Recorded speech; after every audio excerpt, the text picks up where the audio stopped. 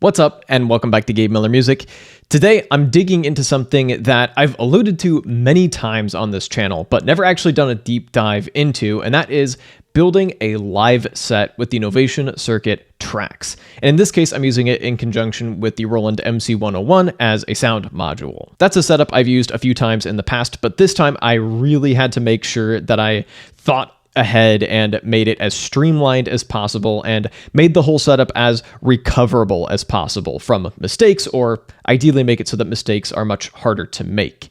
So I've made so far a 15-minute set that I eventually would like to expand into an hour if I can. So I'm going to play that in full at the end, but first I want to kind of show you how I've built this up. But I want to quickly mention that we have merch now. Stuff like this shirt, link is in the description, helps keep the channel going, designed by my very good friend and creative collaborator, Coastline Creative.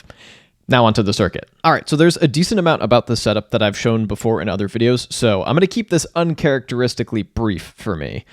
Also, keep in mind, the goal here is not only to have a set, hey, come back, but a continuous set. So no breaks, all the songs flow into each other, and that presents a bit of problem solving that we have to do. So this track is a decent representative sample of the general setup I have going on here.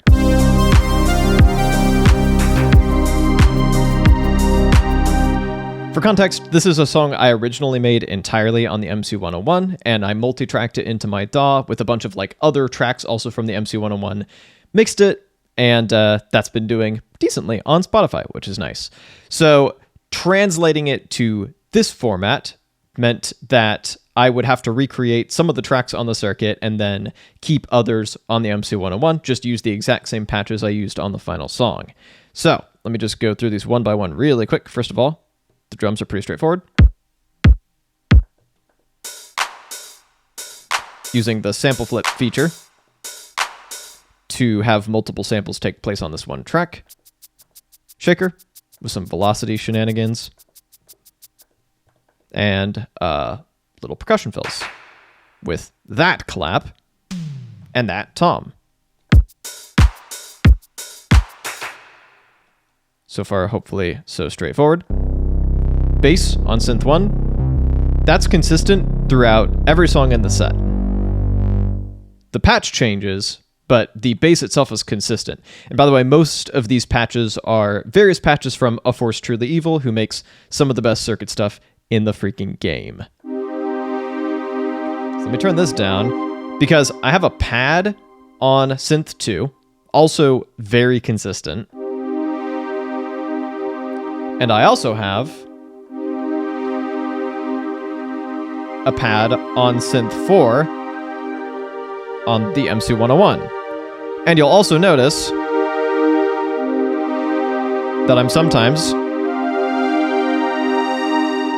having this pad track pull double duty for extra little call and response lead bits because I ran out of tracks. So it's not ideal. It's one of the little compromises I had to make where it like doesn't sound as good as it could because I'd rather it be a kind of bell sound with a long tail, but we'll make do. So this synth track is also controlling this track 4.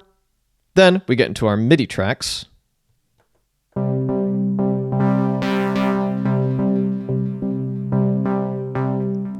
This changes what it is tasked with depending on the song, which if I was to kind of build this completely from the ground up again, I would actually not do that. I ended up writing down pretty much all of the changes that happened in the set. I'm going to come back to this in a second, but I have listed what each MC101 track does depending on the song, because it does change. But generally, this is doing some sort of pluck part of a variety. And then MIDI 2 is often doing some kind of lead part, and then those occasionally flip. Because for a different track, so this is going to sound dumb until I change my scene out. Now, this track is a completely different Roland MC101 patch. The nice thing is you can have different patches live in different clips within the MC101. And so for each of these tracks, I have a bunch of different clips, each of which have different synth patches living in them. Then all I have to do is set up my scenes in order so that I can make this as brainless as possible. Basically, anytime I need the sounds on the 101 to change, I just go to the next scene. That also means that anytime I swap out scenes, therefore changing the MC101 sounds, I need to make sure that none of them are playing so there's not a jarring switchover. So for instance, in this clip from the full set, I have just the internal bass from the Circuits synth playing so that I can just switch scenes on the MC101 whenever I need to. I don't have to be super precise with it. And that's another one of the things that I have written down on here. Second MC101 scene, fourth MC101 scene. You'll notice I deleted a song because it just wasn't really working for me. That made things extra confusing when I tried to perform this. It took quite a bit, and my left hand is kind of cramping from turning these tiny knobs. But damn it, it was worth it. Would it be worth it to play in front of an audience? I'm actually not sure. That was my original plan for this, is to develop this into an even longer set, but it's still a bit fiddly, a bit high risk, low reward, so I'll have to get back to you on that one. But for playing in front of a non-live audience, it was absolutely worth it, because it was very satisfying once I pulled it off. And honestly, I did set this up to be as foolproof as possible, so let's go back to this second track. It's this first scene. A lot of it's just twiddling knobs with filter cutoffs and whatnot. Well, it's only filter cutoffs. And I have all my scenes set up linearly in order. So as long as I know the song structure, I can just kind of trust the process as I move my way linearly through this, and then just switch to my next project in order to switch to my next song, which has worked out quite nicely. I should also mention I've gone back and forth on multiple different ways to route the MC101 into the circuit. My kind of go-to these days is to basically have the left output going to channel 1, the right output going to channel 2, and then hard pan my MIDI 1 and 2 tracks left and right. That way I get the full stereo spectrum of the MC101 piped straight into the circuit tracks. Now, this gets a little bit weird when you start sidechaining it, because you can sidechain the inputted audio on the circuit, which is super nice. But because there's a bit of latency and it doesn't seem to be 100% consistent, you do end up with some kind of weirdness. At least I did on some occasions. So I kind of backed off on the sidechain for most tracks that were piped into the circuit, mostly choosing to just sidechain the bass quite a bit more. So also, fun fact, I've mentioned this many times in the past, if you switch to another project while you're playing, that next project will take on the tempo of whatever the circuit was at before, just temporarily. What this means is that if I want to have a tempo change,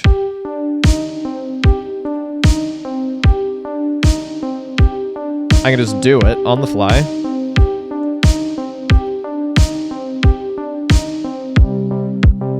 And switch to the next project. And I use this all over the place. It's super nice. And in fact, things like that easy tempo changing and project switching, plus the kind of hands-on nature, that's the reason the circuit was my first go-to for performing electronic music live. And the MC101 is working quite nicely as a sound module, especially because of the fact that you can change out scenes to change out the sounds. That ends up being really powerful. The only major downside of this, beyond the fiddliness, but that's going to go with any setup like this, is the fact that because this is relatively few tracks, some of the stuff does end up sounding a little dry, maybe a tad empty. Some tracks end up pulling double duty, and that's not ideal, but hopefully for a kind of one-take live performance thing, hopefully that's okay.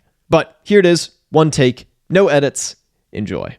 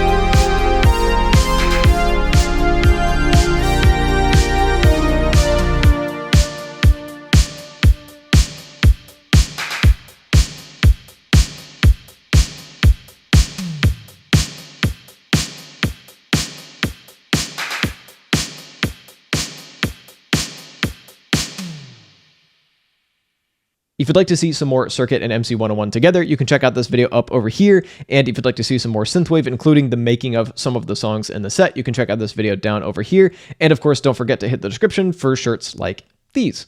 Thank you so much for watching, and I'll be back with a new video in a little bit. That way, I get the full stereo spectrum